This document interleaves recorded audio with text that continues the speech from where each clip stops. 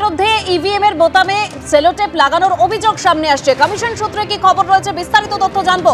আমাদের প্রতিনিধি রুমা পাল আমাদের সঙ্গে রয়েছেন। রুমা, দেখো, সিতাই থেকে যখন এই অভিযোগ সামনে আসছিল এবং সেই অভিযোগ খতিয়ে দেখেছে নির্বাচন কমিশন এবং লাইভ ওয়েবকাস্ট চলছে। লাইভ ওয়েবকাস্টে কিন্তু পুরোপুরি দেখার পরই নির্বাচন কমিশন জানাচ্ছে যে ইভিএমে কোনো সেলোটেপ ছিল না, এমনটাই কিন্তু নির্বাচন কমিশন জানাচ্ছে। অর্থাৎ যে অভিযোগ করা হচ্ছিল যে একদম ইভিএমে সেলোটেপ ছিল, সেই অভিযোগ কিন্তু খারিজ করলো নির্বাচন কমিশন। ইতিমধ্যেই জানিয়ে রাখি যে দিল্লি থেকে মুখ্য নির্বাচন কমিশনার রাজীব কুমার ফোন করেছিলেন মুখ্য নির্বাচনী আধিকারিককে, সমস্ত ঘটনার পুঙ্খানুপুঙ্খ তথ্য চেয়েছেন, কোথায় কি ঘটছে। বেশ কিছু রিপোর্ট এসে পৌঁছেছে, সেই রিপোর্টগুলো আরও একবার বলে দিচ্ছি। যেখানে শুভেন্দু অধিকারী অভিযোগ করেছিলেন যে বিজেপি কর্মীকে গৃহবন্দী করে রাখা হয়েছে, পুলিশের বিরুদ্ধে অভিযোগ ছিল, সেক্ষেত্রে কিন্তু নির্বাচন কমিশনও কিন্তু সেই অভিযোগও নস্যাৎ করছে। অন্যদিকে শিশির বাজোরিয়া কিন্তু নির্বাচন কমিশনে অফিসিয়ালি এই অভিযোগ জমা করেছিলেন, সেই অভিযোগ কিন্তু নস্যাৎ করে দিয়েছে নির্বাচন কমিশন।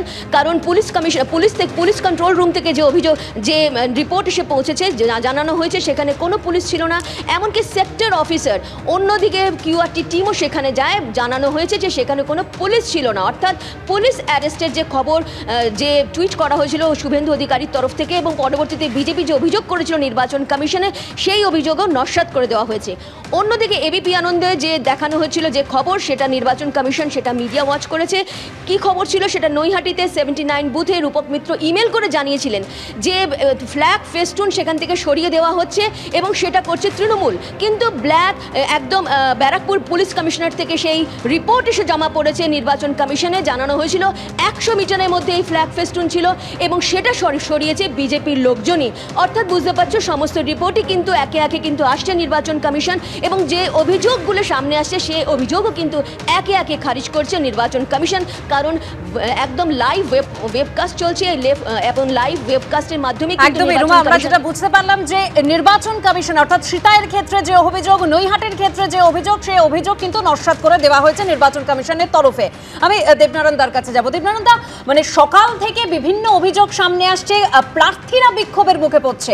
মাদারিহাটে আমরা দেখেছি বিরোধী প্রার্থীরা, তো মাদারিহাটে দেখেছি এবং হাড়োয়াতে দেখলাম আইএসএফ প্রার্থী, মাদারিহাটে বিজেপি প্রার্থী বিক্ষোভের মুখে পড়ছে। একটা কথা বলে না, মিথ্যার হাটে মূর্তি কেনা চলতে পারে, দেবী পাওয়া যায় না, সুরেশচন্দ্র মজুমদার বলেছিল। কিন্তু আজকে যে সকাল থেকে এই খোকাবাবু থেকে আরম্ভ করে বিজেপির সমস্ত বাবুরা আজকে বলছে আজকে নির্বাচন কমিশন সেটা মিথ্যা বলে প্রতিবন্ধ করে। আর একটা কথা আমি বলছি, না আমার কথা দেখিয়ে দিল